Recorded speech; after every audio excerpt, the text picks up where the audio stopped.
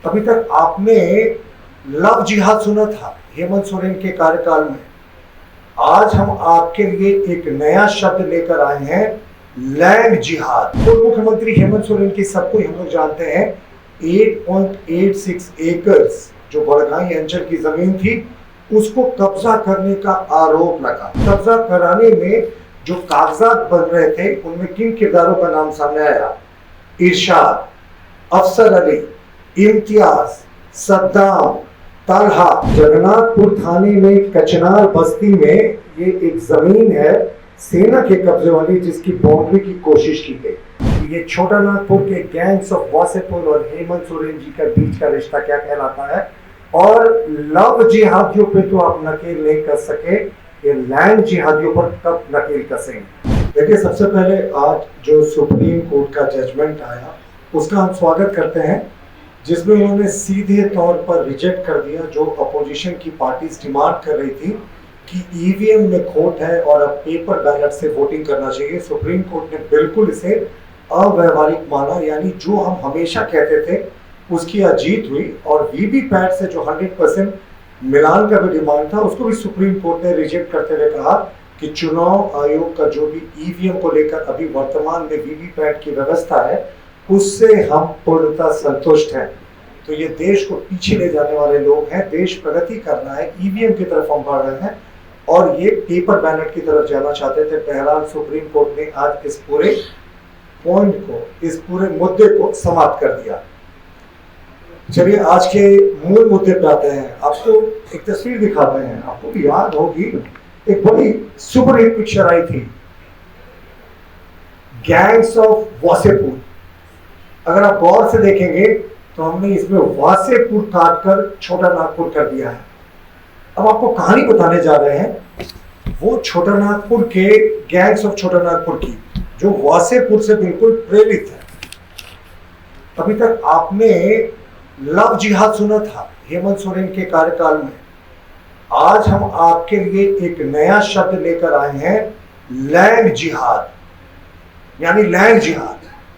और वो अगले कुछ मिनटों में हम आपको दिखाएंगे कि किस तरीके से पूर्व मुख्यमंत्री हेमंत सोरेन जी और गैंग्स ऑफ वासेपुर के बीच का जो रिश्ता है, बल्कि हमारा प्रश्न भी होगा यह रिश्ता क्या कहलाता है।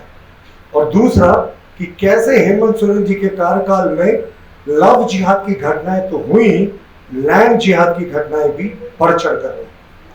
अब पूर्व मुख्यमंत्री हेमंत सोरेन की सबको हम लोग जानते हैं 8.86 एकर्स जो बड़गाई अंचल की जमीन थी उसको कब्जा करने का आरोप लगा। और कब्जा कराने में जो कागजात बन रहे थे उनमें किन किरदारों का नाम सामने आया? इरशाद, अफसर अली, इम्तियाज, सद्दाम, तलहा, फयाज। ये 6 मुख्य किरदार थे जो सारे जमीन के डॉक्यूमेंट्स थे उनके साथ छेड़छाड़ करते थे और हेमंत सोरेन को इस जमीन पर कब्जा दिलाने में मदद कर रहे थे। ये होता है लैंड जिहाद। 8 PM तो सबने सुना है ना। हेमंत सोरेन जी के दरबार में आफ्टर 8 PM क्या होता था, इसकी भी हम जांच की मांग करते हैं। अभी जो एजेंसियां कार्य कर रही हैं उनसे हमारी दरख्वास्त होगी कि जो सुरक्षा पदाधिकारी सीसीटीवी की मॉनिटर करते थे उनको बुलाकर पूछताछ हो कि 8 PM के बाद में पूर्व मुख्यमंत्री हेमंत सोरेन के दरबार में किन लैंड जिहादियों का, किन गैंग्स ऑफ वासेपुर या छोटा नागपुर का है कि लोगों का जमावड़ा लगता था। सारी प्लानिंग वहीं से होती थी। भाई हमारे ये बहुत गंभीर आरोप है सरकार पर। सरकार के पास सारे रिकॉर्ड है, अगर इन्होंने नष्ट नहीं कर दिया है तो। सुरक्षा पदाधिकारी थे, अगर नष्ट भी हो गया होगा तो क्या ये सही है कि रात के 8 बजे के बाद इन गैंग्स ऑफ वासेपुर, छोटा नागपुर और इन लैंड जिहादियों को मुख्यमंत्री आवास में बिल्कुल एक्सेस था हेमंत सोरेन के कार्यकाल में? वो कभी भी जा सकते थे, कभी भी आ सकते थे। और देखिए, ये लैंड जिहादियों की कहानी यहीं खत्म नहीं होती। मैं आपको एक और तस्वीर दिखाता हूँ। ये तस्वीर आप देखिए, ये भी बहुत डेंजरस तस्वीर है। ये भी आपने सबने पढ़ा कि जगन्नाथपुर, माफ कीजिएगा, देखिए जगन्नाथपुर थाने में कचनार बस्ती में ये एक जमीन है सेना के कब्जे वाली जिसकी बाउंड्री की कोशिश की गई। ये कचनार में है। और देखिए किन लोगों का इसमें नाम आया और किस दलों से उनकी प्रतिबद्धता है। इसमें मुख्य साजिशकर्ता का जो नाम आया उसका नाम है जाकिर। जाकिर किस दल से है ये तो हम अब सरकार से जानना चाहेंगे कि सरकार और झारखंड मुक्ति मोर्चा स्पष्ट करे कि जाकिर और जेएमएम के बीच का रिश्ता क्या कहलाता है। और कौन कौन से लोग थे साहब इसमें जिन पे आरोप भी किया गया सेना की जमीन पे? मुबारक खान, शमीम खान, अतीक, इकबाल, नासिर हुसैन, इकराम, अब्दुल जबर, सलीम, राशिद, मोहम्मद हुसैन, मोहम्मद मंजूर, मोहम्मद अनवर। इसमें से कई लोगों की गिरफ्तारियां हो चुकी हैं और कई लोग जेल जा चुके हैं। तो ये इनको बताना चाहिए कि ये आखिर कैसे सरकारी जमीन, सेना की जमीन सब पर कब्जा करने की कोशिश की गई। और एक विशेष तबका था जो इस पर लगातार कब्जा कर रहा था, उस विशेष तबके के एक छोटे से समूह जिसे हम लैंड जिहादी का नाम दे रहे हैं, उन्होंने किस तरीके से सरकारी जमीन पर कब्जे का कोशिश किया। अब आप देखें कि जमीनी नहीं, हम लोग सब जानते हैं कि एक मुद्दे पर झारखंड मुक्ति मोर्चा काफी दिनों से खामोश है। हेमंत सोरेन के कार्यकाल में जमीनी नहीं लूटने का कार्य हुआ बल्कि रोजगार लूटने का भी काम हुआ। अगर आप ईडी की चार्जशीट को देखेंगे जो उन्होंने हेमंत सोरेन के खिलाफ दाखिल किया है, तो उसमें जो विनोद, उनका जो मित्र मंडली का खासम खास था, उसमें और मुख्यमंत्री के बीच के चैट में एडमिट कार्ड्स थे। यानी ये सिर्फ जमीन के लुटेरे नहीं थे ये पूरा गैंग, बल्कि ये रोजगार के भी लुटेरे थे। 25-25 लाख पर डीलिंग की बात तो हम लोग सब सुनते हैं, लेकिन अभी तक झारखंड मुक्ति मोर्चा इस मुद्दे पर खामोश क्यों है? क्यों किसी ने इस बात को काटा नहीं कि नहीं साहब, विनोद और हेमंत के बीच का जो रिश्ता है वो सिर्फ मित्रता का है। हम तो कहते हैं साहब ये रिश्ता कुछ और कहलाता है, ये गिवन टेक का जब रिश्ता होता है।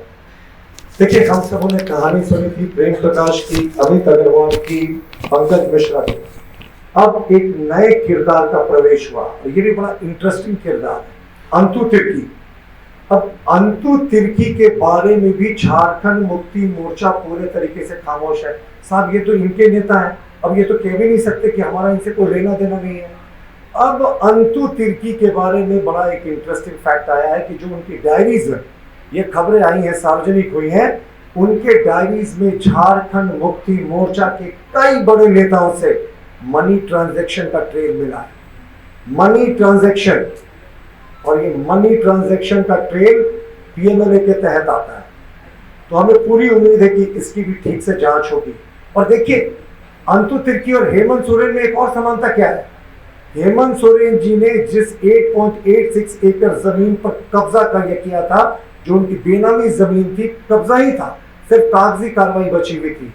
अंतु तिर्की ने भी उसी के बगल वाले, उसी खाता, उसी खेसरा वाले प्लॉट पर कब्जा कर रखा था। तो ये रिश्ता क्या कहलाता है? ये पड़ोस के आसपास का।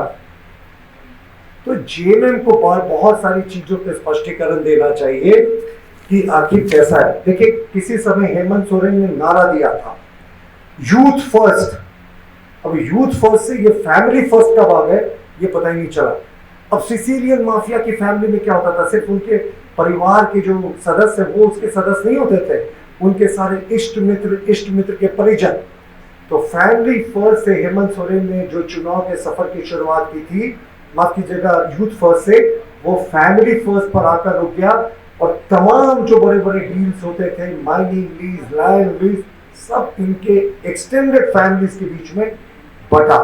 और मुख्यमंत्री फिर भी खामोश है। और चंपई सोरेन जी के लिए तो हम हमेशा कहते हैं कि चंपई सोरेन जी को जिस तरीके से झारखंड मुक्ति मोर्चा के बीच में दरकिनार किया गया, रैली में उनको किनारे जगह दी गई। झारखंड मुक्ति मोर्चा के तमाम बड़े नेता इस बात को उठाते रहते हैं कि चुनाव होगा, दांडी का चुनाव होगा, उसके बाद नया मुख्यमंत्री का चयन होगा। साहब इतना बड़ा कंफ्यूजन। अव्वल तो कल्पना सोरेन जी गांधी से अपने राजनीतिक पारी की शुरुआत बड़ी हार से करने जा रही है, तो ये तो स्थिति भी नहीं आएगी। लेकिन इनकी सोच देखिए, सोरेन परिवार के बाहर एक आदिवासी मुख्यमंत्री आ गया तो ये इन्हें पच नहीं रहा। यही इनकी सच्चाई है। तो हमारा आज सरकार से, झारखंड मुक्ति मोर्चा से प्रश्न है कि ये छोटा नागपुर के गैंग्स ऑफ वासेपुर और हेमंत सोरेन जी के बीच का रिश्ता क्या कहलाता है। और लव जिहादियों पे तो आप नकेल नहीं कर सके, ये लैंड जिहादियों पर कब नकेल कसेंगे। धन्यवाद।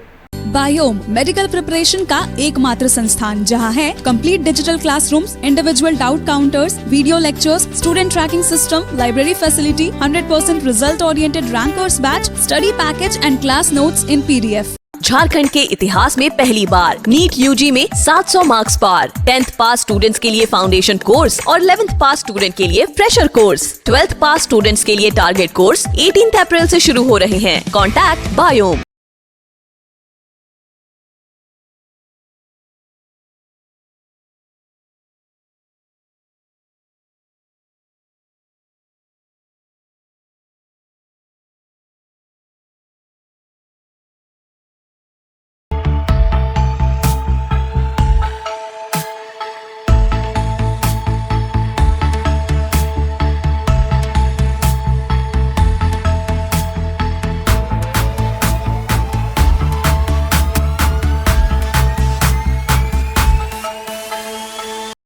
thefollowup.in. Like, share, and subscribe. www.thefollowup.in